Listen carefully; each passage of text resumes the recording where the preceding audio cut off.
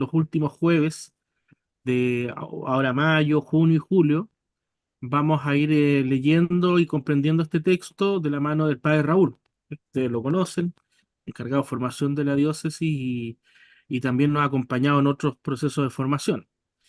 Así que los quiero invitar a todos los que nos están viendo, ¿cierto? Nos están escuchando, a los que están en Zoom, a los que están en YouTube, a los que nos están siguiendo, a que podamos hacerlo, ¿cierto? Con disposición, eh, con disponibilidad de cabeza, ¿cierto? De nuestra inteligencia y también de corazón, para poder acoger esta palabra que parte del magisterio del Papa Francisco.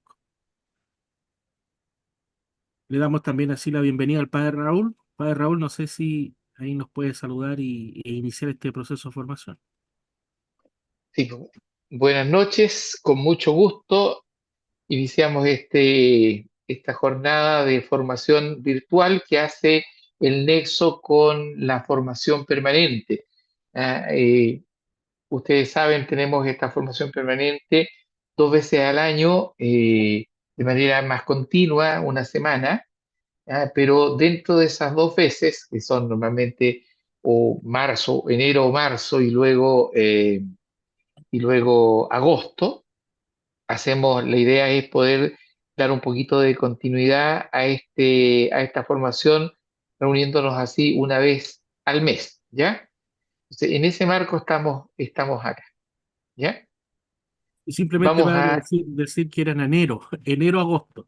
enero-agosto, claro. Enero-agosto, sí, porque en marzo Sí, tenemos otras cosas. y yo siempre me pierdo, sí, enero-marzo, sí, Pero enero, lo de enero y agosto, perfecto. la primera quincena de enero y la primera semana de agosto por lo general. Así que para que las reserven ahí, ah, marcadas con tiempo de formación y haciéndonos eco también de las orientaciones pastorales, para que lo tengan claro Sí, también como trasfondo, ¿no? Que es lo que nos va moviendo, nos va moviendo. Padre Raúl. sí. ¿Me equivoco o este año es la segunda semana de agosto? Sí, tiene razón en este caso, desde el 8 me parece. Voy a Desde el 8, confirmar, sí, porque esta es desde semana, el 8. esta ocasión, en la primera semana de agosto nos pilló media mitad, digamos. Empieza Claro. el 5 de agosto al 9. Del 5 al 9 de agosto, la semana grande de formación. Ah, perfecto, perfecto, sí. Eso es. Bien, vamos a ponernos en la presencia del Señor para que Él nos ayude. Vamos a invocar al Espíritu Santo para que Él nos asista, para que despierte nuestro corazón, para que avive nuestra inteligencia, para que nos dé el deseo de comprender mejor lo que Él nos revela a través de su palabra, a través del magisterio, a través de los signos de los tiempos, a través de tantas instancias en las que el Señor está asistiendo a la iglesia. Vamos a pedirle a Él que descienda sobre nosotros, que este Espíritu que descendió en Pentecostés siga iluminándonos, siga acompañándonos y nos permita entonces ir penetrando en el misterio. En el nombre del Padre, del Hijo y del Espíritu Santo. Amén. Nosotros hemos venido trabajando desde hace algún tiempo, ya llevamos 2 encuentros bien bonitos. Hemos venido trabajando el tema de la dignidad bautismal. ¿Eh? Hemos tenido 2 congresos sobre la dignidad bautismal. Uno lo tuvimos hace poquito. Y esos dos congresos nos han ayudado a trabajar también conjuntamente con distintas pastorales, a hacer sinergia pastoral. No han sido solo congresos para la catequesis, sino que también han sido momentos en que nos hemos juntado con pastoral social, con catequesis, con misiones, con educación, etcétera, etcétera, con todas las pastorales que tienen alguna tarea de formación.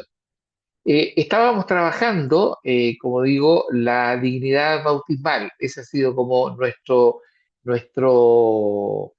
punto de partida. Y justo en eso, justo en ese trabajo que estábamos haciendo, aparece este documento nuevo que lo lanza este año la congregación, el prefecto para la congregación de la doctrina de la fe, este documento que va más allá de la dignidad de los bautizados, que es el documento Dignitas Infinita. Y por eso que encontramos que era una buena oportunidad también, enlazado con este mismo trabajo que hemos estado haciendo, detenernos a revisar durante este tiempo de formación online este documento. ¿Ya? Entonces, lo primero que tenemos que decir es que lo que vamos a hacer aquí no pretende ser otra cosa más que leer algunos puntos fundamentales de ese documento. ¿Eh? Hoy día vamos a mirar más bien los fundamentos teológicos, escriturísticos y filosóficos que animan un poco ese documento y, en otra sesión ya nos vamos a ir un poquito más a las consecuencias prácticas que ese documento tiene, que es la última parte.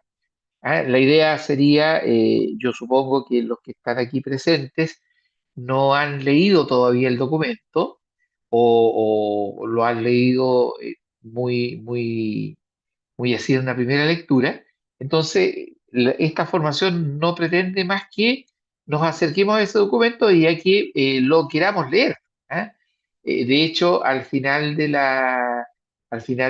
esta sesión, ese documento va a ser puesto en el material que tenemos en la página de la diócesis para que ustedes puedan descargarlo, para que lo puedan leer. Entonces, para la próxima vez que nos encontremos, el próximo mes, ya traer el documento leído. ¿Ah? Es un documento que de repente a muchas personas los intimida porque parece bastante largo, pero en realidad no es tan largo como parece. Tiene un número importante de notas al pie de página, lo que lo alargan más, pero finalmente, sacadas las notas, el documento tiene más o menos 20 páginas nomás, ¿eh? El documento Dignitas Infinita. ¿Ya? Así es que voy a compartir pantalla para que podamos empezar a acercarnos a este documento. ¿Ya?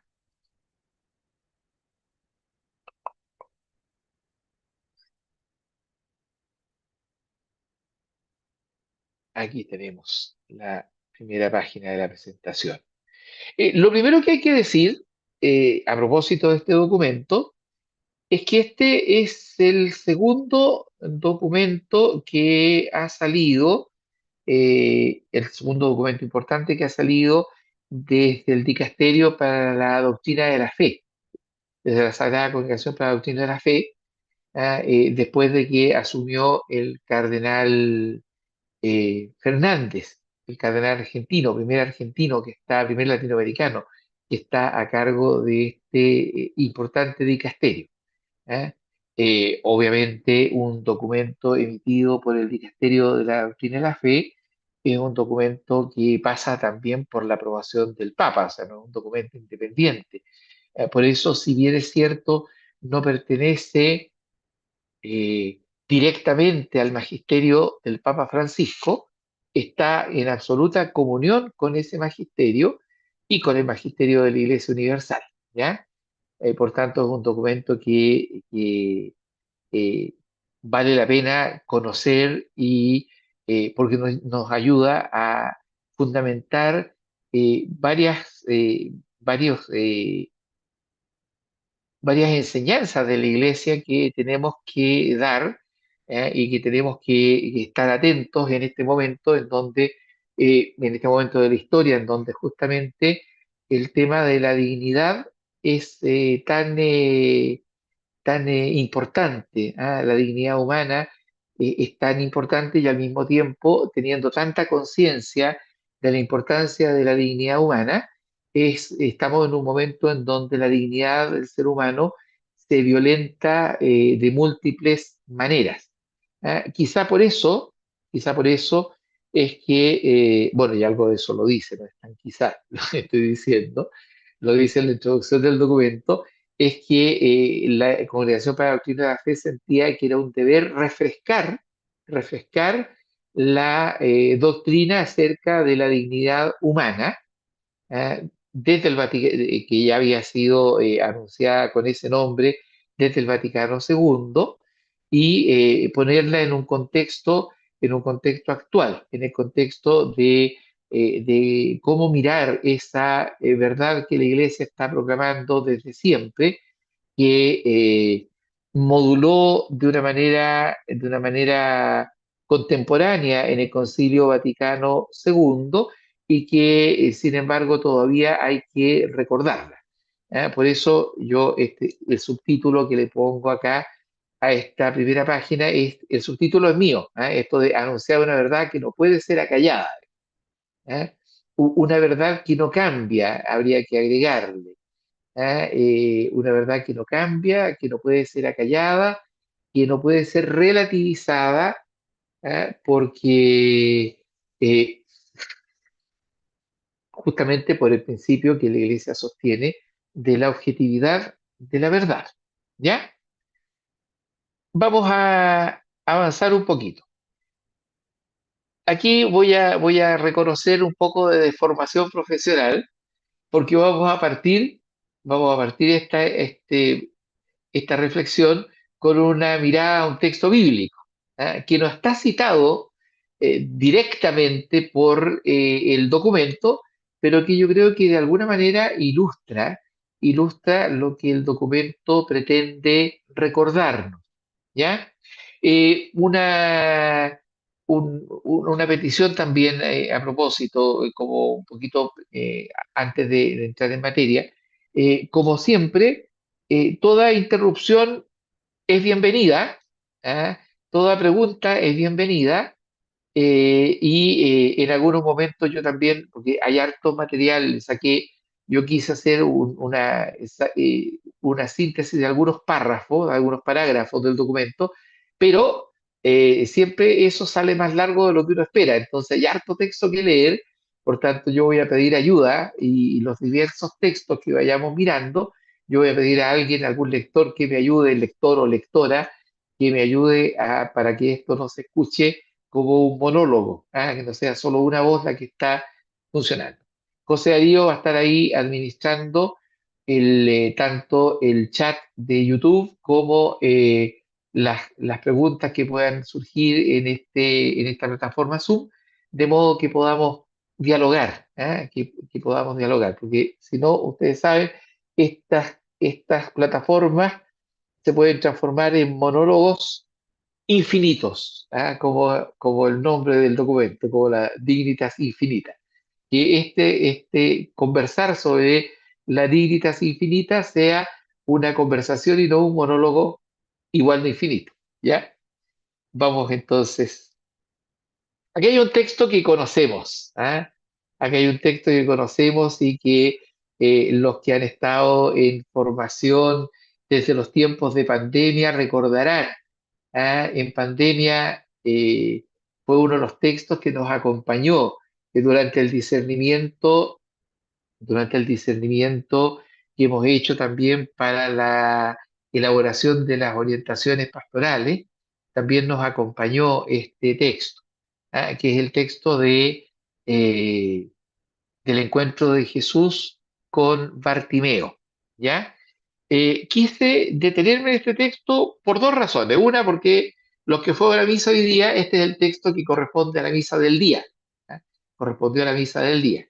¿Ah? Pero la segunda razón, más de peso, es porque este texto ilustra de manera admirable. En este texto está contenido, digamos, de alguna manera, eh, también lo que el documento nos quiere, aquellos elementos en los que el documento nos quiere llamar la atención. ¿Ya? Eh, Voy a pedir si alguien puede ayudarme y leer el texto.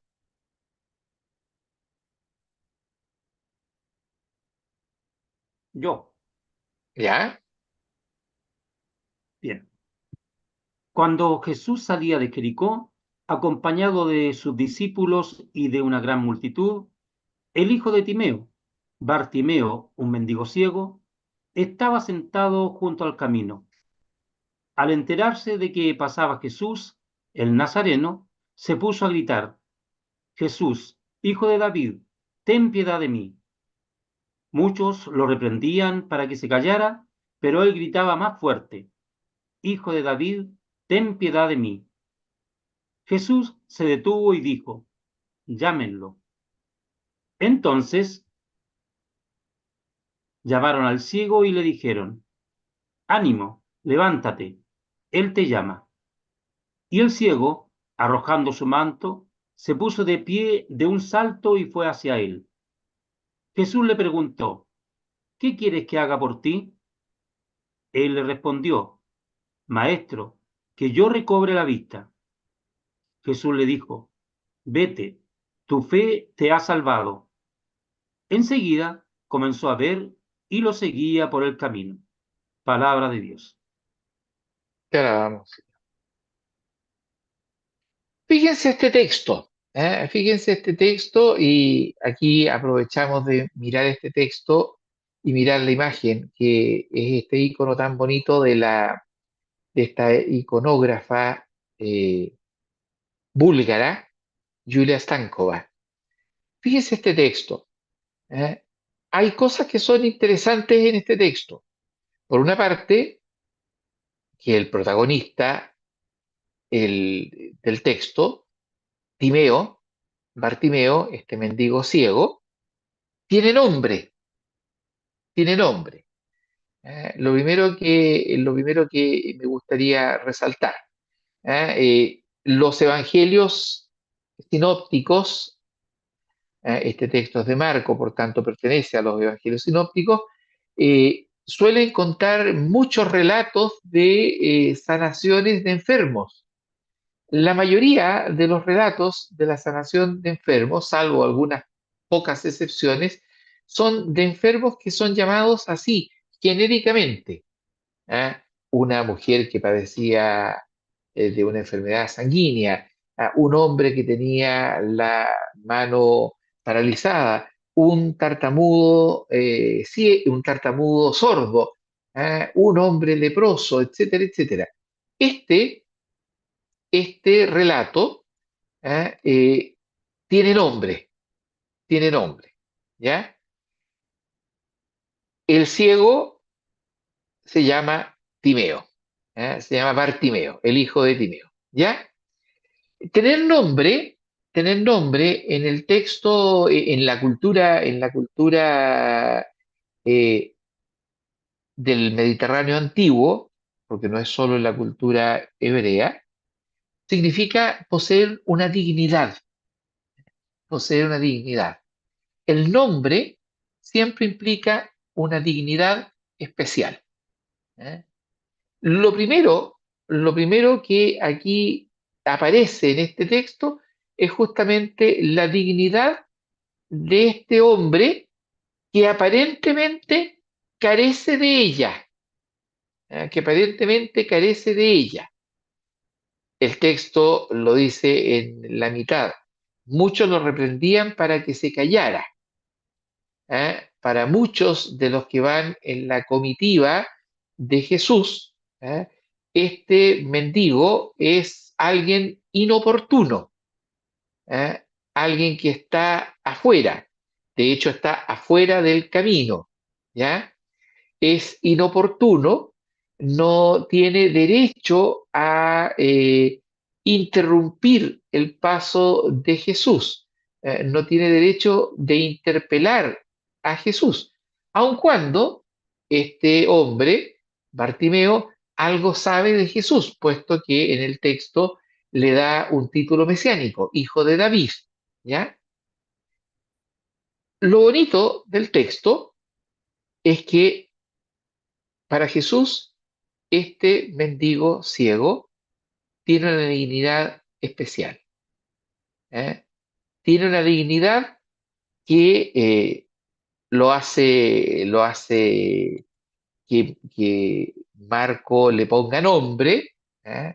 le ponga nombre, y tiene una dignidad especial porque Jesús repara en él, ¿eh? Y lo trata como sujeto. Me acuerdo en alguna formación comentábamos ese detalle de este texto. ¿Eh? Uno dice, el texto tiene una particularidad.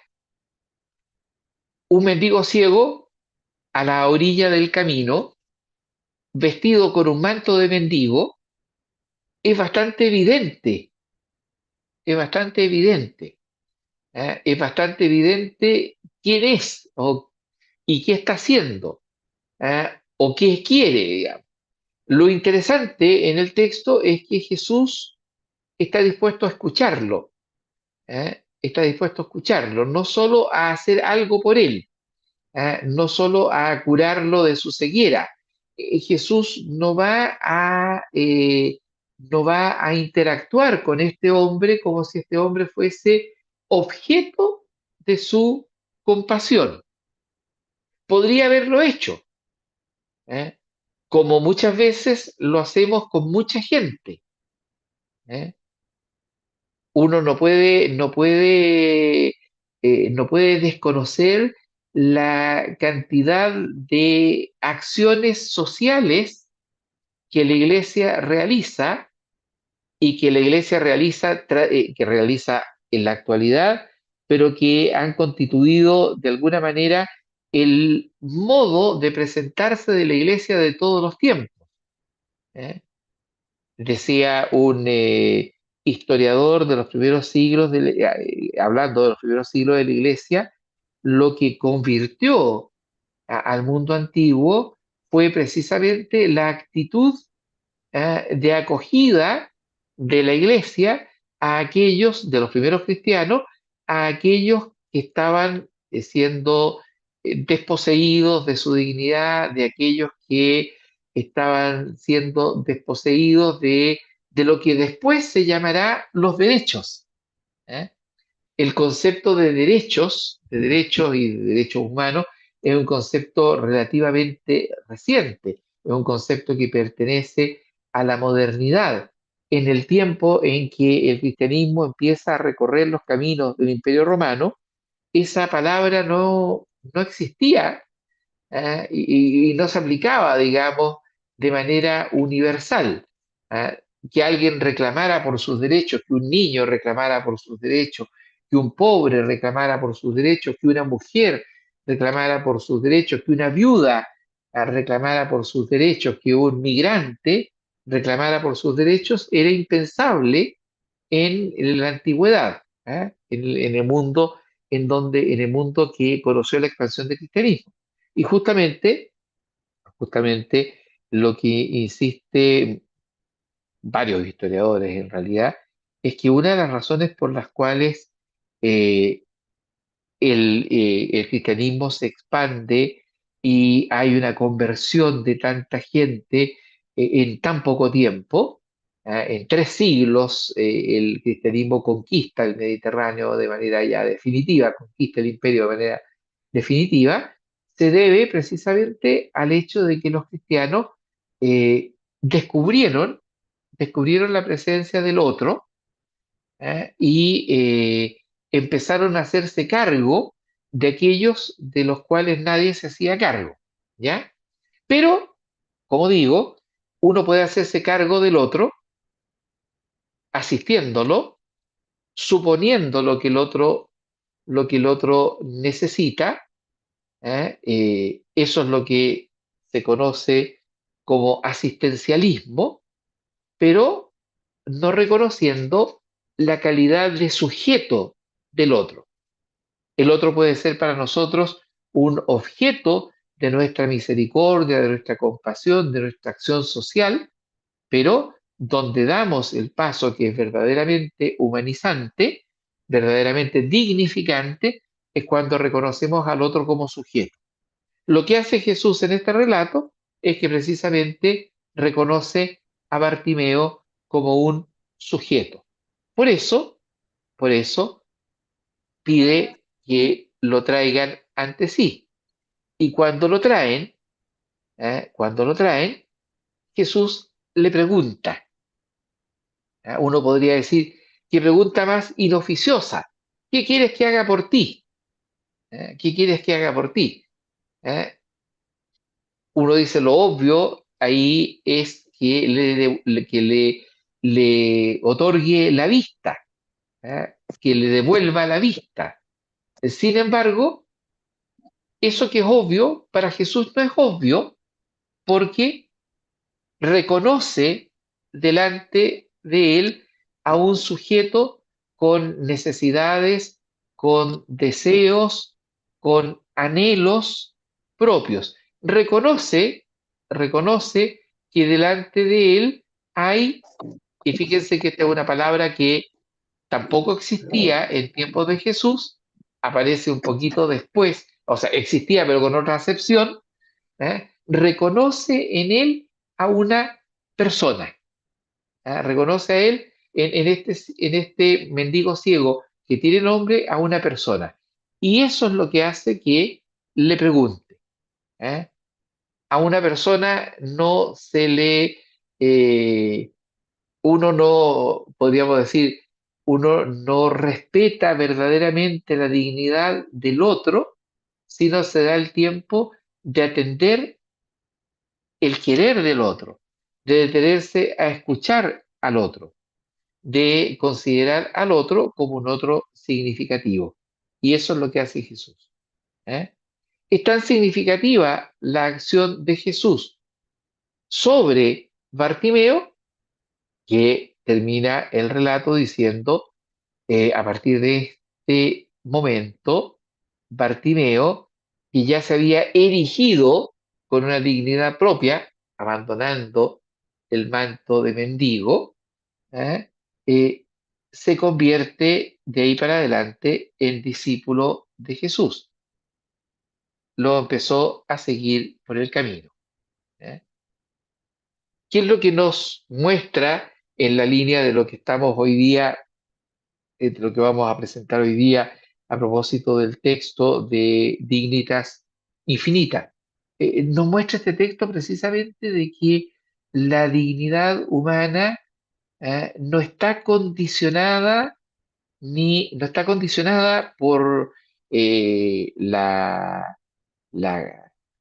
posición social del, de ese, de ese ser humano que está delante de nosotros, no está condicionada por su capacidad o su incapacidad, no está condicionada por por su, eh, por su capacidad de relación, ¿eh? Sino que es una dignidad que es intrínseca, ¿eh? Es una realidad que es intrínseca, es una realidad que es inalienable, que no se la podemos quitar, ¿eh? Eso es lo que tuvieron que aprender estos discípulos que van con Jesús. Y por eso es tan bonito, vuelvo al ícono, por eso es tan bonito, lo entendió muy bien la iconógrafa, los rostros de la comunidad son muy diversos. ¿Ah? Hay rostros de asombro, hay rostros de temor, hay rostros de duda, hay rostros de admiración hacia Jesús, hay rostros que se vuelven hasta este hombre, porque están aprendiendo en ese momento, con el gesto de Jesús, que la dignidad de Bartimeo no es menor que la de cualquiera de ellos. ¿Eh? Que están aprendiendo en ese momento lo que Jesús está subrayando con el gesto de ponerse a la escucha del mendigo ciego del camino. ¿Eh? Que la dignidad humana es incondicional, ¿eh? Es inalienable y que no admite ningún tipo de reparo. ¿Ya? Hasta aquí el comentario del texto. Y nos vamos a mirar algunos parágrafos de la Dignitas Infinita. ¿ya? Aquí pido ayuda, ¿ah? Porque aquí vamos a leer un montón de cosas. Si alguien tiene algún comentario que hacer, alguna duda, recuerden, ahí José Darío les da la palabra y podemos preguntar. ¿Eh?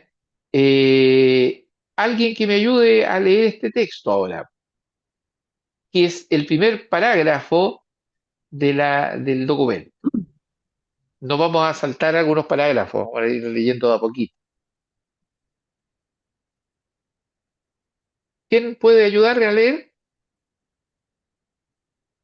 ¿Puedo leer? Sí, por favor. Dignita infinita. Una dignidad infinita que se fundamenta inalienablemente en su propio ser. Le corresponde a cada persona humana más allá de toda circunstancia y en cualquier estado o situación en que se encuentre. Este principio plenamente ahí está, como chiquita la letra, reconocible, Reconocible. incluso por la sola razón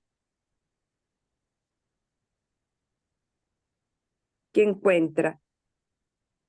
Este principio, por la razón, fundamenta la primacía de la persona humana y la protección de sus derechos. La Iglesia, a la luz de la revelación, reafirma y confirma absolutamente esta dignidad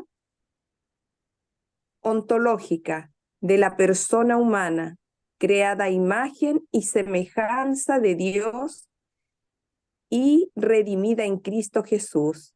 De esta verdad extrae las razones de su compromiso con los que son más débiles y menos capacitados, insistiendo siempre sobre el primado de la persona humana y la defensa de su dignidad más allá de toda circunstancia. Muy bien. Fíjense el primer parágrafo del documento. A mí me parece bien interesante fijarnos en algunos detallitos de este parágrafo. ¿Ah?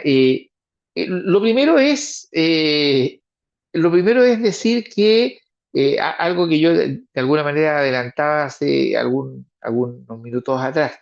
eh, este documento no dice nada nuevo. ¿Ah? No dice nada nuevo. ¿Ah? Este documento, Dignitas Infinita, ¿ah? ¿Qué viene a hacer? Viene a reafirmar y a confirmar la dignidad ontológica de la persona humana. Viene a reafirmar y confirmar, ¿ya? Eh, Reafirmar y confirmar porque la dignidad ontológica de la persona humana está, está por una parte anunciada en la revelación. ¿Eh? De hecho, el texto, digamos, que uno podría decir, el texto primero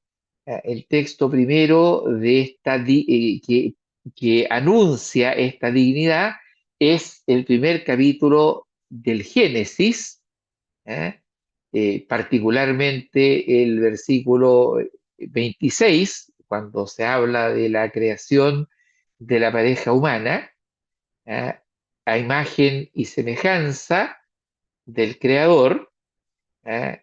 Y la afirmación que hace la palabra puesta en boca del Creador, a propósito de la extrema bondad de este acto creador.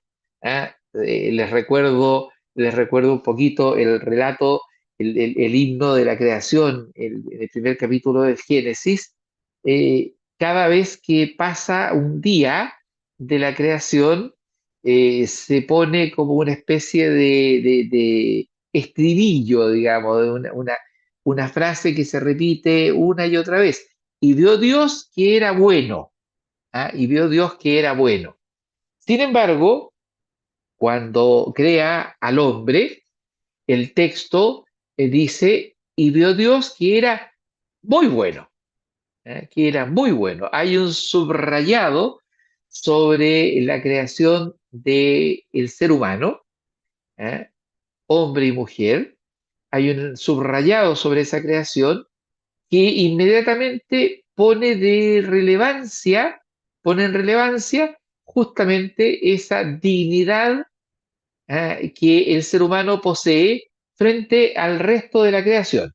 Eso que está en, eh, eso que está en Génesis 1:26, en la creación, en el primer relato de la creación, se repite, se repite en el segundo relato, cuando en el segundo relato se marca la diferencia de Adán respecto de la creación en el gesto de insuflar sobre él el espíritu. Dios crea todo, pero solo sobre Adán sopla su espíritu, solo sobre Adán sopla su espíritu y luego de ese momento pone a Adán delante de la creación para que Adán haga un gesto señorial sobre la creación, le ponga el nombre, le ponga nombres a todo lo creado, ¿eh? Y termina esa relato sobre la dignidad de este Adán cuando ante la creación de Eva, cuando ante la creación de Eva, eh, Adán reconoce en ella a su interlocutor. ¿Eh? Realmente esta es carne de mi carne, hueso de mi hueso, etcétera, etcétera. Y no reconoce otro interlocutor en la creación más que a Eva. Y por tanto, en ese primer texto se afirma esta dignidad especial que tiene el ser humano. A eso se refiere a propósito con esto de dignidad ontológica, ¿eh? De dignidad ontológica, una dignidad que viene de la raíz misma del ser, del hombre. Un poco más adelante va a decir el documento, va a hacer una precisión para que se bien entienda esta dignidad ontológica, pero que ha sido una convicción que la Iglesia, que no solo la Iglesia, el pueblo de Israel también, estamos citando textos del Antiguo Testamento, sostiene, digamos. O sea, eh, el ser humano tiene una dignidad más allá de cualquier ser, de cualquier otra criatura, ¿ah?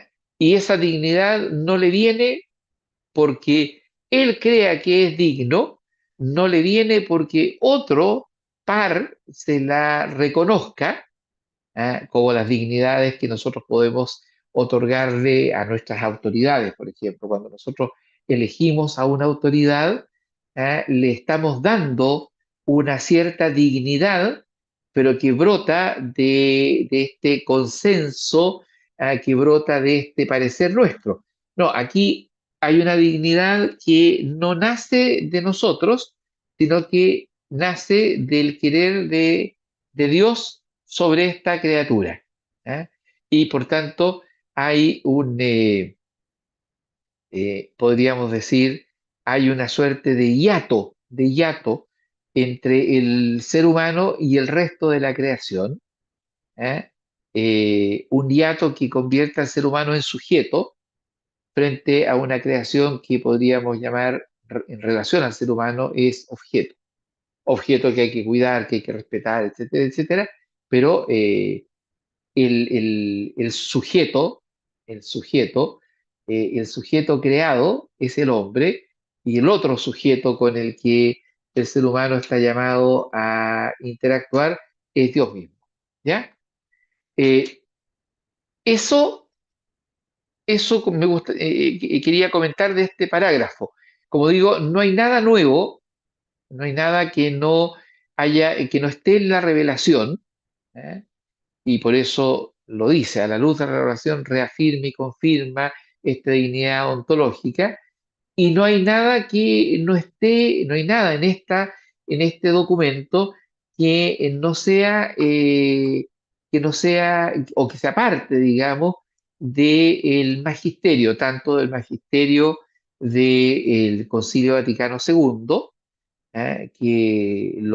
lo reafirma y lo cita varias veces en el documento, como del magisterio del Papa Francisco, el magisterio actual, y el magisterio de los predecesores del Papa Francisco, el Papa Pablo VI, con la Dignitas Humanae, con la Humanae Dignitas, y el Papa Juan Pablo II y el Papa Benedicto. ¿Ya? No, como digo, este documento no pretende agregar nada, sino que simplemente actualizar, insistir ah, eh, sobre el primado de la persona humana y la defensa de su dignidad más allá de toda circunstancia. Vamos a, si hay alguna pregunta, estamos abiertos a esas preguntas. Si no, podemos seguir adentrándonos en el texto.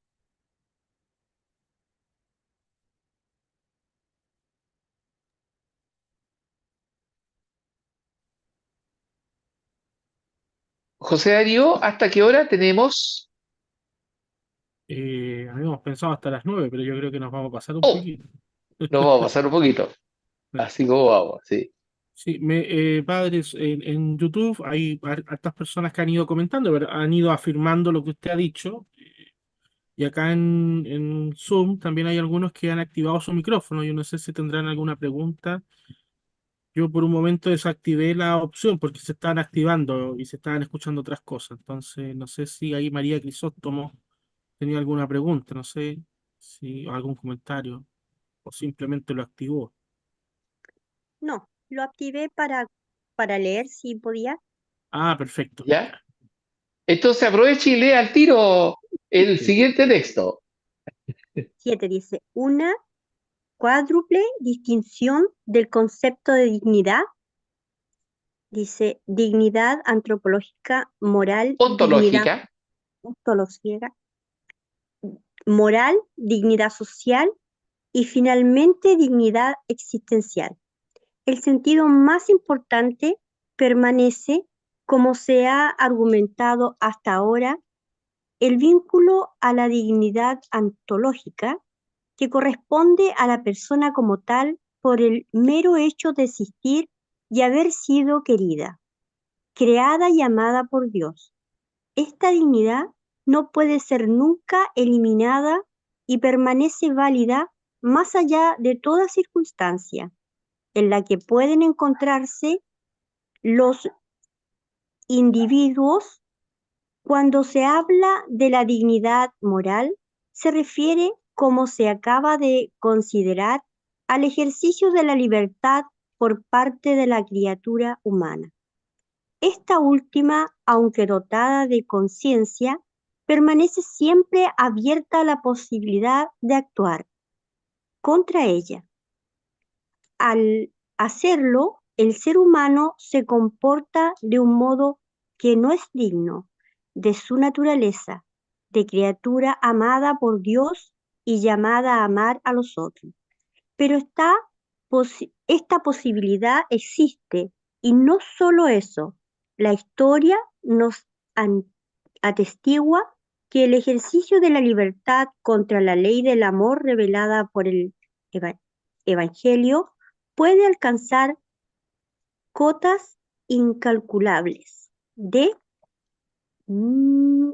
mal infligido a los otros. Muy, Infligido a los otros. Ahí está. muy bien, muy bien. Vamos a leer inmediatamente el siguiente parrafito, porque aquí comenta la dignidad ontológica, la dignidad moral, ¿eh? Y sigue la dignidad social y la existencial. Si alguien quiere ayudar a leer esto, Yo leo por acá. por favor. Cuando hablamos de dignidad social, nos referimos a las condiciones en las que vive una persona. En la pobreza extrema, por ejemplo, cuando no se dan las condiciones mínimas para que una persona viva de acuerdo con su dignidad ontológica, se dice que esa vida de esa persona pobre es una vida indigna. Esta expresión no indica en modo alguno un juicio hacia la persona. Al contrario, quiero destacar el hecho de que su dignidad inalienable se contradice por la situación en la que se ve obligada a vivir. La última acepción es la de la dignidad existencial. Hoy se habla cada vez con más frecuencia de una vida digna y de una vida indigna. Y con esta expresión nos referimos a situaciones de tipo existencial. Por ejemplo, al caso de una persona que, aún no faltándole aparentemente nada de esencial para vivir, por diversas razones le resulta difícil vivir con paz, con alegría y con esperanza. En otras situaciones es la presencia de enfermedades graves, de contextos familiares violentos, de ciertas adicciones patológicas y de otros malestares los que llevan a alguien a experimentar su propia condición de vida como indigna, frente a la percepción de aquella dignidad ontológica que nunca puede ser oscurecida. Las distinciones aquí introducidas, en todo caso, no hacen más que recordarnos el valor inalienable de esa dignidad ontológica enraizada en el ser mismo de la persona humana y que subsiste más allá de toda circunstancia. Perfecto. Fíjense, vamos a detenernos un poquito en esto.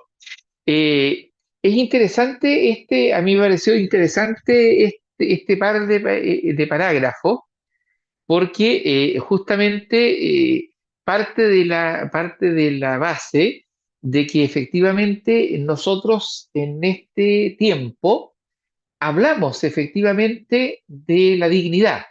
¿Ah? Quizá la época en donde más se ha hablado sobre el concepto de dignidad, ¿ah? sea nuestra época. ¿Ah? Yo les decía hace un rato, eh, los derechos humanos, la Declaración de los Derechos Humanos es una declaración reciente. ¿Ah? Eh, empieza, digamos, a laicizarse el tema de los derechos humanos en tiempos de la Revolución Francesa, pero la Declaración de los Derechos Humanos moderna, ¿ah? Es de 1948. ¿Ah? Es bastante reciente. Y en esa declaración de derechos justamente se insiste en el tema de la dignidad del ser humano. Pero justamente en virtud de las distintas circunstancias en las que se vive, eh, a veces se superponen conceptos de dignidad. Por eso es que el texto acá pone estos cuatro conceptos: ¿ah? Dignidad ontológica, dignidad moral, dignidad social y dignidad existencial. ¿Ah? Porque a veces pasa, por ejemplo, que por destacar alguna de estos conceptos de dignidad que son todos válidos, opacamos otro. Por ejemplo, en virtud de la dignidad existencial, es que se aboga en nuestra cultura, en muchos lugares de nuestra cultura, se aboga, por ejemplo, por la eutanasia. ¿Eh? No es una vida digna la que lleva un enfermo terminal, por ejemplo, y por tanto ayudémoslo a morir dignamente.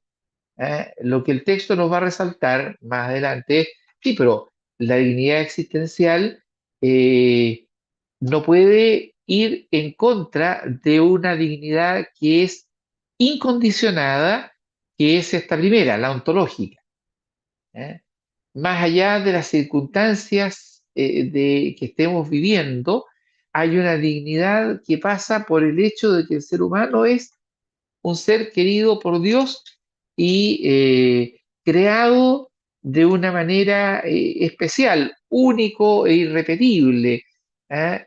Más allá de si este ser humano esté en condiciones sociales óptimas o precarias, hay una dignidad que hay que defenderla y proclamarla, más allá de que este ser humano tenga las capacidades necesarias para tener comportamientos moralmente aceptables, para poder hacer opciones que contribuyan al bien común. Más allá de eso, hay una dignidad ontológica que hay que salvaguardar.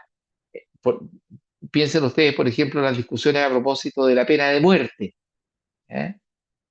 Una persona que comete actos criminales inenarrables, insoportables, ¿serán esos actos la razón para que le quitemos, para que pasemos por sobre su dignidad ontológica y tomemos su vida? ¿Eh?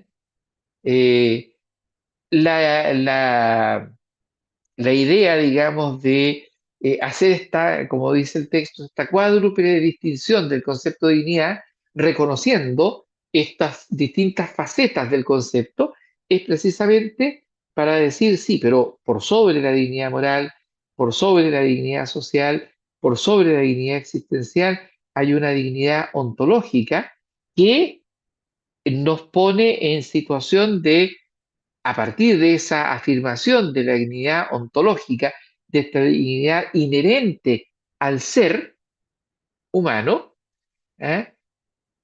Tenemos que, por tanto, trabajar para que todos puedan gozar de una dignidad moral, todos puedan gozar de una dignidad social, todos puedan gozar, de la mayor expresión de la dignidad existencial.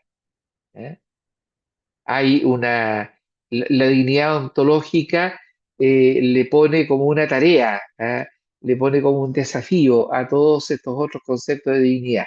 Y de ninguna manera estos otros conceptos de dignidad pueden estar por sobre el concepto de esta dignidad ontológica, que es el marco, en el que nos movemos. Vamos a avanzar un poquito. Padre, disculpe, es que Diga. en el YouTube estaban preguntando precisamente la definición del concepto de la dignidad ontológica, pero me da la impresión de que usted ya la respondió. Sí, claro, es que el concepto mismo es complicado de responder fácilmente, porque la palabra ontológico no es una palabra que usemos muy cotidianamente, pero si la queremos, voy a tratar de decirlo de nuevo de la manera más sucinta posible. Es la dignidad que le corresponde al ser humano por el hecho de ser humano. Punto. Es inherente al ser. No tiene que ver, vuelvo a decir, uno puede reconocer dignidades en este mundo, dignidades que nos vienen de, no sé, uno reconoce la dignidad que tiene el presidente de la República, por sobre el resto de los ciudadanos, ah, una dignidad respecto de su autoridad, pero ontológicamente hablando, el presidente de la República no tiene más dignidad que un hombre o una mujer en situación de calle. No tiene mayor dignidad, ontológicamente hablando, no sé, pues, que el dictador de un país bananero, digamos. ¿Te fijas?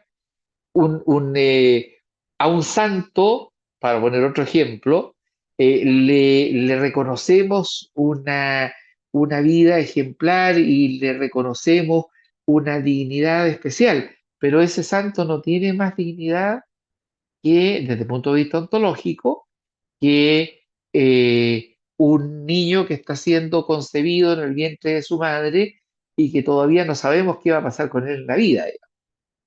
¿Eh? El solo hecho de ser humano, ¿eh? El solo hecho de venir a la existencia como un ser humano, es lo que otorga una dignidad especial. Y a esa dignidad es lo que llamamos dignidad ontológica. ¿Ya? Perfecto.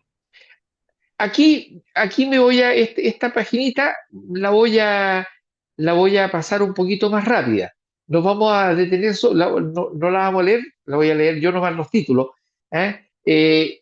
La Iglesia, dice el texto, proclama la igual dignidad de todos los seres humanos. Aquí hay un fundamento teológico de la dignidad ontológica, y ese fundamento tiene tres elementos, destaca el documento. Por una parte, una imagen de Dios indeleble, una imagen de Dios imborrable en el ser humano. Esto lo comentamos hace un ratito, cuando hablábamos justamente de la dignidad ontológica. En Génesis 1:26, en la declaración del ser humano a imagen y semejanza, digamos, declarada esta primera razón de la imagen, perdón, esta verdadera razón de la dignidad. ¿Ah? El ser humano tiene una dignidad especial, una dignidad ontológica, porque el ser humano tiene esta imagen indeleble en sí mismo, esta imagen imborrable. Cuando vemos a un ser humano, cualquiera sea la circunstancia de vida que tiene, que tenemos que tener conciencia de que vemos la imagen y semejanza de Dios. Punto. ¿Eh? Un segundo punto, la dignidad del hombre ha sido elevada por Cristo, ¿eh? Ha sido elevada por la encarnación. ¿Eh? Uno dice, nosotros creemos, el Hijo Eterno se encarna, se hace hombre, ¿eh? Se hace hombre y vive la vida de un hombre cualquiera. ¿Eh? No se encarnó en un príncipe, no se encarnó en un superhombre, se encarnó y vivió la vida del hombre. ¿Qué mayor afirmación de la dignidad del existir humano, de la existencia humana, el hecho de que Cristo, de que el Hijo Eterno, quiere entrar desde la eternidad al tiempo y quiere compartir los dolores, las alegrías, las frustraciones, las penas, la vida entera, el trabajo humano, el amar con un corazón humano, etcétera, etcétera. Por eso dice el texto, al unirse a cada ser humano por la encarnación, Jesús confirmó que todo ser humano posee una dignidad inestimable, ¿eh? Y que esa dignidad no puede perderse jamás. Y el tercer elemento en el que insiste el documento, el tercer elemento teológico, es que la resurrección nos afirma una vocación a la dignidad plena. ¿Ya? Porque Cristo ha resucitado, podemos vislumbrar lo que seremos, lo que seremos. ¿Ya? Y podemos vislumbrar lo que nos espera. Podemos vislumbrar aquello para lo cual Dios nos ha creado. Y nosotros podemos decir, podemos resaltar la especial dignidad de, no sé, pues de alguien extraordinariamente notable en este mundo, pero como dice el texto, a propósito, como dice Jesús a propósito de Juan el Bautista, ¿se acuerda de ese texto? No ha nacido nadie en este mundo, no ha nacido nadie del vientre de una mujer más grande que Juan el Bautista, y sin embargo el más pequeño en el reino de los cielos es mayor que él. Estamos llamados a una plenitud de la dignidad. El texto, una de las cartas de Juan, lo va a decir así. Somos hijos de Dios, somos llamados hijos de Dios y en realidad lo somos. Pero todavía no podemos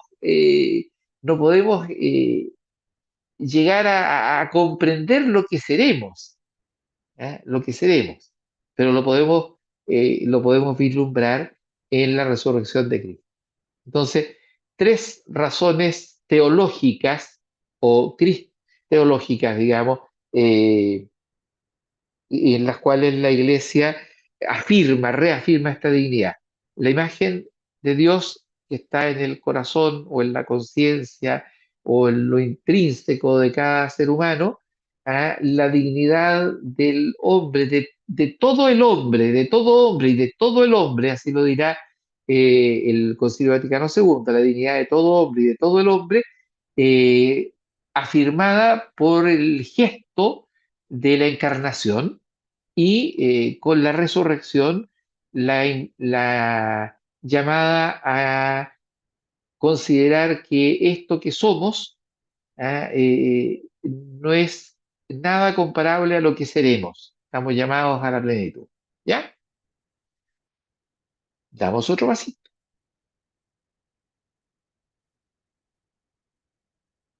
¿Quién me ayuda con este texto?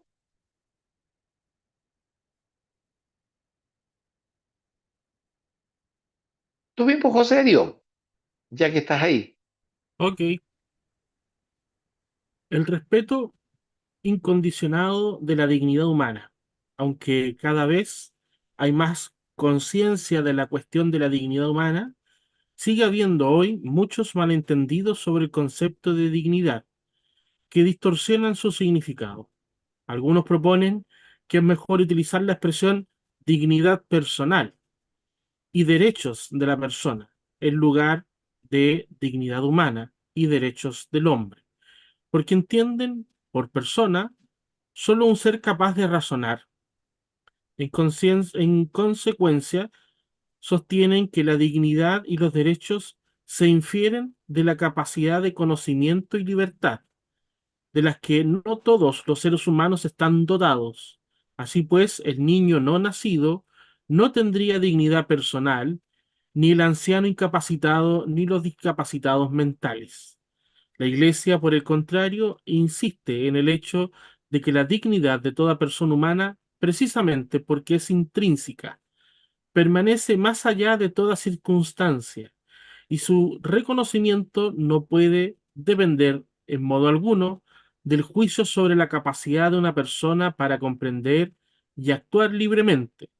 De lo contrario, la dignidad no sería como tal inherente a la persona, independiente de sus condicionamientos y, por tanto, merecedora de un respeto incondicional. Solo mediante el reconocimiento de la dignidad intrínseca del ser humano, que nunca puede perderse desde la concepción hasta la muerte natural, puede garantizarse a esta cualidad un fundamento inviolable y seguro. A mí este parágrafo me parece bien interesante, ¿ah? Porque justamente las distintas, eh, a lo largo de la historia de la filosofía y de la teología, desde que se acuña el concepto de persona, se ha ido descubriendo ese concepto, pero se ha ido descubriendo con no pocos riesgos. ¿Ah? El concepto clásico de persona, eh, que se lo debemos a un pensador del siglo sexto, a Boecio, insistía en la capacidad racional, en la individualidad racional. ¿Ah? La persona es un individuo de naturaleza racional. ¿Ah? Eh, pero claro, eso es cierto, lo aceptamos así y por eso no consideramos persona a un gato. ¿Ah? Ni consideramos persona a ninguna de las mascotas, las podemos personalizar. Yo le puedo poner nombre a mi gata, pero eso no la convierte en persona. Puedo personalizarla y tratar de entenderla, pero no la convierte en persona. Solo un ser humano es persona. Pero ¿qué pasa? Y eso ha habido momentos en la historia en que efectivamente se llega a esta consideración. Se ha llegado a esta consideración, sí, pero hay personas que no pueden actualizar su racionalidad, ¿eh? No son capaces de razonar. Eso quiere decir que no son personas o no tienen la misma dignidad. ¿Eh? Eh, una, una, eh, no sé si ustedes en algún momento han escuchado de repente esas aberraciones de gente que dice, bueno, ¿por qué mi voto vale lo mismo? Mi voto, yo que soy una persona instruida, que he pasado muchos años en la universidad, que sé de política, ¿por qué mi voto vale lo mismo que el voto de un, por ejemplo, de un campesino iletrado? ¿Eh? ¿En virtud de qué se puede decir una aberración como esa? ¿Ah? Solo en virtud solo en virtud de creer que hay condicionamientos en el ejercicio de la racionalidad mientras más racional sean mis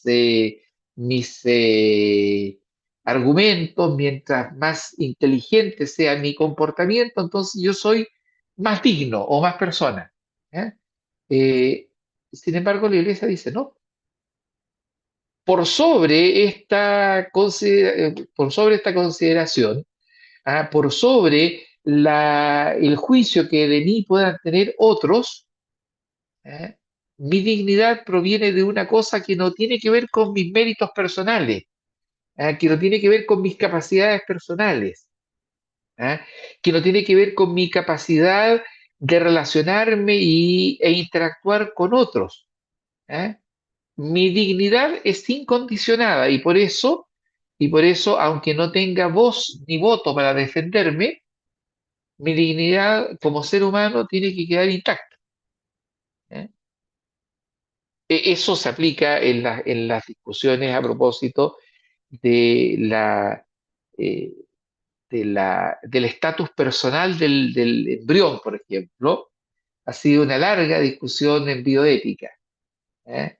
No se puede reconocer, dicen algunos autores, que el embrión sea persona propiamente tal, pero sí tiene sí tiene un estatus personal, por tanto, una dignidad incondicional, una dignidad incondicional, incondicionada, perdón, una dignidad incondicionada. ¿Eh? Por tanto, no, por tanto, cualquier atentado contra ese embrión equivale a un homicidio, digamos, ¿eh? Porque la dignidad humana está puesta eh, más allá de estas otras consideraciones. ¿Ya? Damos otro pasito. ¿Cómo estamos de hora? Ahora estoy preocupado por la hora. Uy, Nos pasamos, pero bueno, nos pasamos, sí. No, nos vamos a quedar aquí, ¿eh? A pesar de que tengo un par de paginitas más, pero nos quedamos aquí. Nos vamos a quedar aquí y con esto lo vamos a cortar. Lo demás lo podemos dejar para la próxima sesión. Si no, tampoco tenemos que cumplir un programa estricto, ¿ya? Nos vamos a quedar aquí porque es bonito este tema, ¿eh? Porque nos pone dentro de de una perspectiva también que es muy nueva y muy antigua, que es la relación yo mencioné, digamos, a mi gato, la relación, la relación que tenemos como eh, seres humanos desde nuestra dignidad inalienable, desde nuestra infinita dignidad frente a el resto de las criaturas.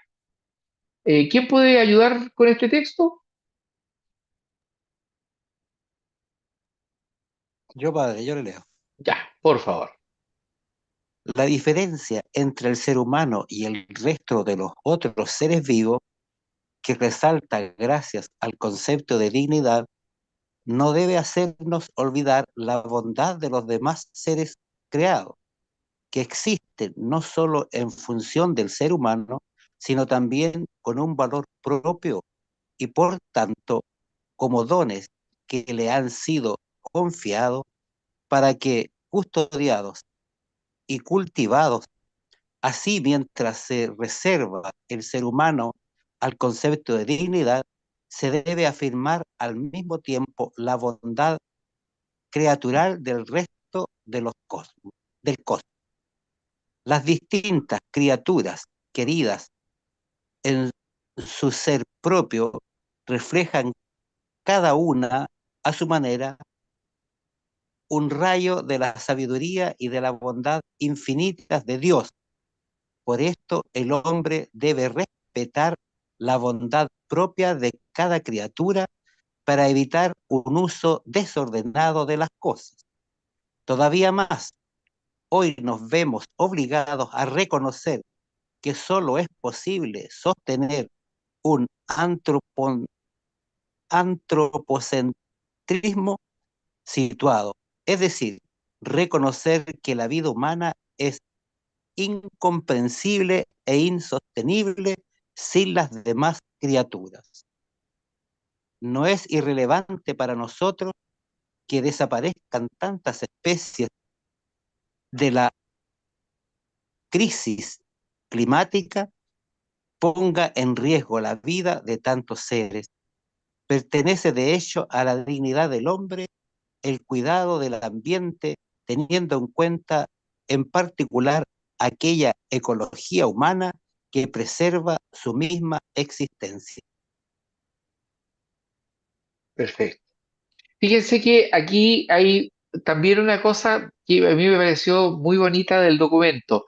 Aquí se nota, digamos, el magisterio de Francisco, Laudato Si y Laudate Deum, las dos grandes documentos sobre ecología. La iglesia Sí, estuvo, la iglesia estuvo, en cierto modo, la iglesia moderna estuvo en deuda con con el tema de la ecología hasta esos dos documentos. ¿Ya?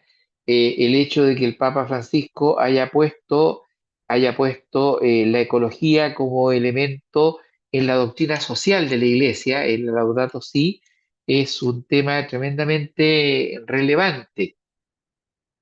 Porque efectivamente un problema, digamos, que puede tener y que de hecho ha tenido en la modernidad, en la afirmación de la dignidad humana, particularmente en la modernidad, ha sido justamente el pensar un antropocentrismo absoluto.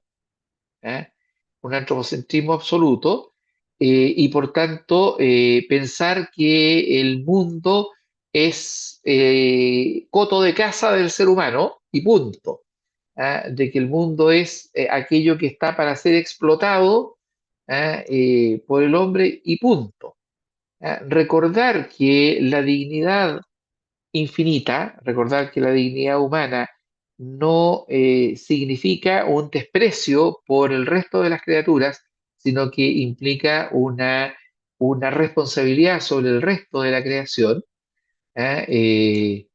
Es también una cuestión que es tremendamente urgente en nuestro tiempo. ¿Ah?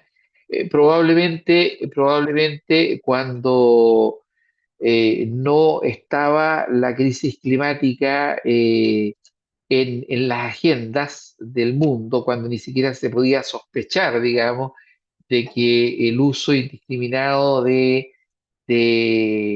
los recursos de la tierra podían llegar a poner la tierra en crisis y al resto de las especies en crisis.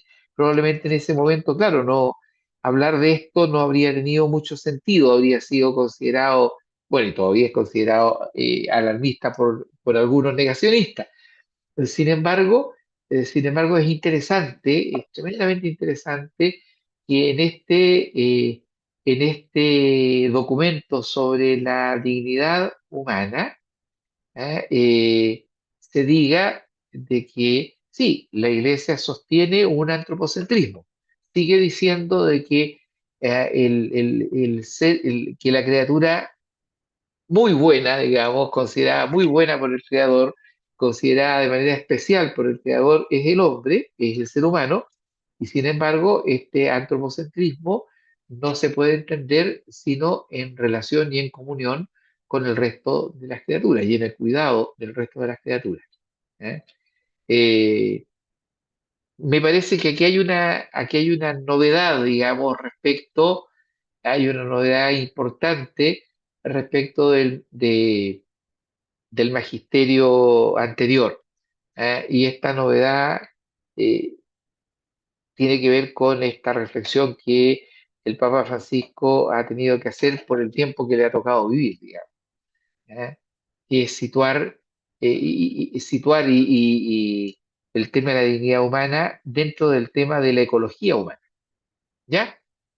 Bien, eh, yo propondría por tiempo dejar hasta aquí hoy día.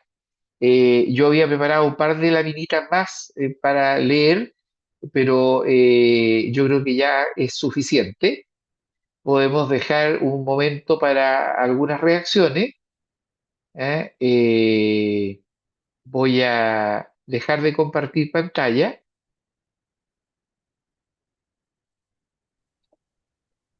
Padre, Espero, para abrir los diálogos, quiero decir que ya se envió el documento, ya está en perfecto, ya, WhatsApp, ya tienen el WhatsApp y tienen la versión que usted dijo, ¿no? La versión sin los anexos, sino que el documento corto, 20 páginas, ya, la declaración, perfecto. tiene la declaración. La bibliografía también está allí, la pueden citar, la pueden buscar, pero para que sepan que ya la tienen y que la pueden ir leyendo con pausa. Claro. Claro, o sea, la idea Gracias, sería, José Darío. claro, la idea sería que ojalá para la próxima vez, eh, porque no sé, al menos a mí me pasó cuando leí el documento que lo leí con gusto, o sea, no es un documento difícil de seguir, ¿ah? No se siente tedioso. Hay algunas partes que son un poquito más filosóficas y todo el asunto, pero en general es un documento que vale la pena, ¿eh? Vale la pena leer.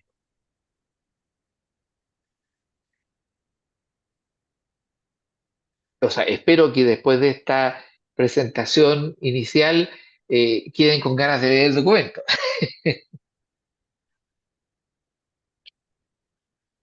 No sé si hay alguna pregunta, comentario, Yo un comentario quería hacer, padre, por acá.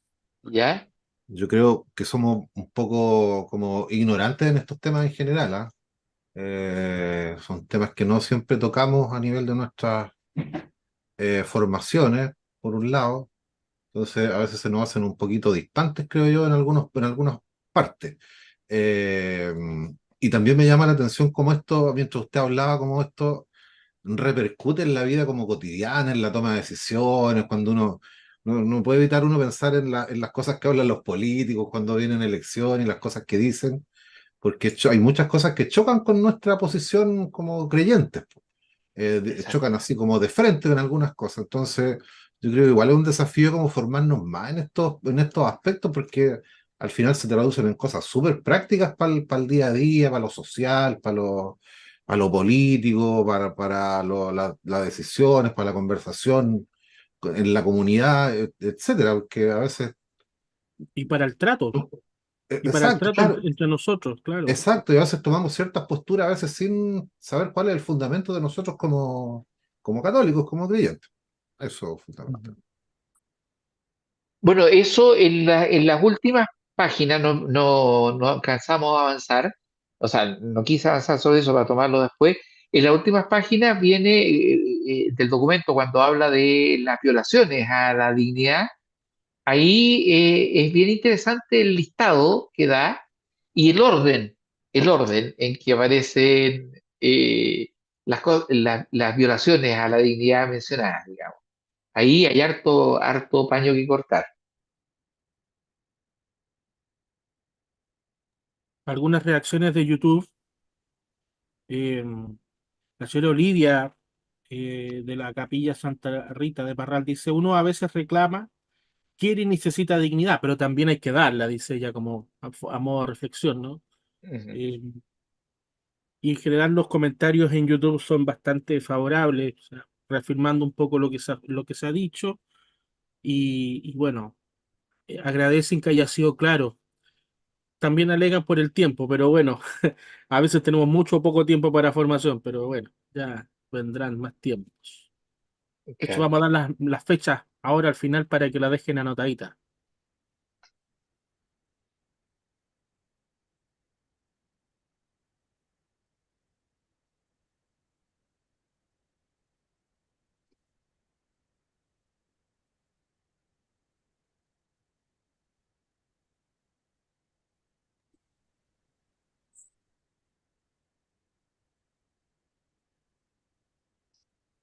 Ujú.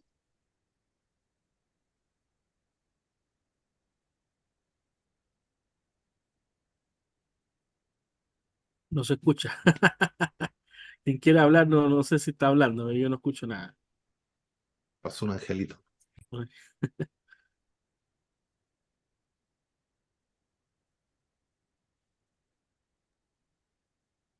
Yo solamente no sé si me escuchan. Sí, Sí, sí, Sí, no, solamente como en la medida que iba escuchando el tema, lo asemejaba mucho con cuando hablamos del bautismo, o sea, todo aquello todas esas gracias que nos entrega el bautismo, la hermandad, el hecho o sea, como todos los dones que nos entrega este sacramento, o sea, yo me fui, o sea, escuchaba y pensaba inmediatamente cuando en las charlas o en los encuentros de bautismo, o sea, lo relacioné mucho con eso.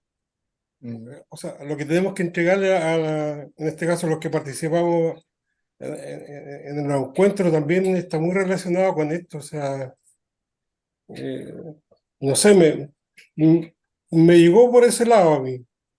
Mm. O sea, todo el tema en sí es súper interesante, como decían por ahí los chiquillos, que desconocemos un poco eh, l- eh, la profundidad de este tema, pero lo relaciono con eso. Es una acotación nomás que se me vino a la mente y quería compartirlo con el resto.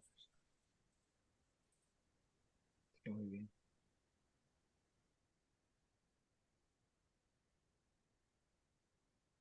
Sí, de hecho, por eso yo decía, nosotros cuando estábamos tratando de reflexionar en la diócesis sobre la dignidad bautismal, y por eso los congresos de la dignidad bautismal, aparece este documento que, claro, va de la mano y ahonda justamente en ese tema.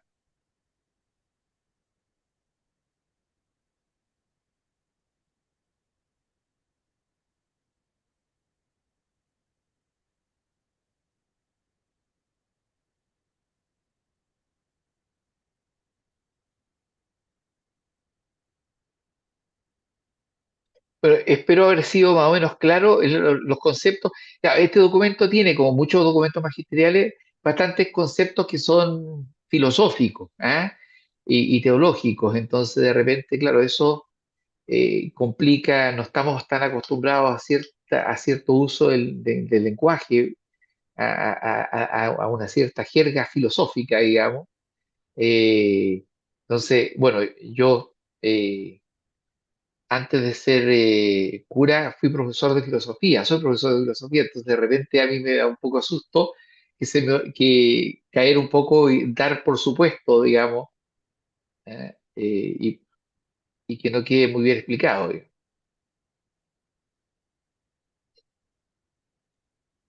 Se entendió clarito, padre. Ah, qué bueno. Yo también creo lo mismo, Eh, porque los comentarios en Zoom, o sea, en YouTube dicen lo mismo, así que de a poco vamos a ir aprendiendo, ¿no? De eso se trata también esta formación.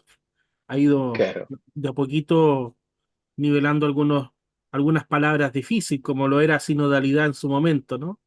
Claro. ¿Cómo se dice esa palabra rara que dicen ustedes? Pero ya da poco. Ya da poco. Yo quisiera, para ir cerrando ya, ¿cierto? Para que Sí. anoten en su agenda la continuación de esta formación es en dos sesiones más, ¿ya? Una en junio y otra en julio. ¿Ya? La, el criterio es que es el último jueves de cada mes. Último jueves de cada mes. Eso quiere decir que la fecha programada para junio es el 27 de junio, jueves 27 de junio, de nuevo a la misma hora, por el mismo formato, ¿no? YouTube, Zoom, para que lo tengamos claro. Y la siguiente, para el mes de julio, el 25, ¿m? Ujú. Jueves 25. Perfecto. La razón es porque tenemos que abordar este documento, que ya vieron ustedes que sale bastante material, sale bastante conocimiento, contenido, y también para ir haciendo, como decía bien el padre al principio, ir haciendo este puente entre ambas formaciones más grandes, ¿no? La de enero y la de agosto. Estos hitos formativos que están asociados, ¿cierto?, a las orientaciones pastorales diocesanas, que insistimos, ¿cierto?, las invitamos a que lo lean, a que hagan sus planes pastorales en función de la orientación, ¿ya? esto es un refuerzo, ¿cierto? Un insumo que desde el obispado, desde la vicaría pastoral, quiere ser un ánimo para sus comunidades. Esto está en función del servicio en sus comunidades. Así que eh, creo que hay que agradecer los esfuerzos de muchas personas. Varios me escribieron que están en YouTube, hay otros que están acá en Zoom. Así que muchas gracias por este esfuerzo. También un gran gracias al Padre Raúl, que nos ha acompañado en esta y otras formaciones con su claridad, con su expertise, ¿cierto? Gracias, Y padre. gracias a todos ustedes, po, a todos los que están aquí, a todos los que se han conectado. He visto de distintas comunidades de la costa, ¿cierto? De acá, del sector más cordillerano también, de Parral, Cauquenes, San Javier, Constitución, Linares. Gracias por estar, y gracias por conectarse a todos los que están en YouTube también. Un abrazo y muchos cariños, ¿cierto? No sé si se nos queda algo más, padre. Estamos. Ahí usted nos va a compartir después el PPT, ¿cierto? Sí, sí, sí, sí. Sí. Bien, pues, muchas gracias. Aunque el PPT es simplemente, no hay Texto. nada en el PPT que no sea lo que está en el texto, digamos. Ah, bueno, perfecto. Sí. Gracias Muy a bien, usted, pues, muy buena formación. Muy buena. gracias. Gracias, Bien, muy bueno. nos vemos Ya, Muchas que entonces. estén bien. Abrazo a claro. todos. Chao, Muchas que Muchas estén bien. gracias. Chao, Cuídense. Chao a Gracias. todos. chao. Estén Gusto. muy bien.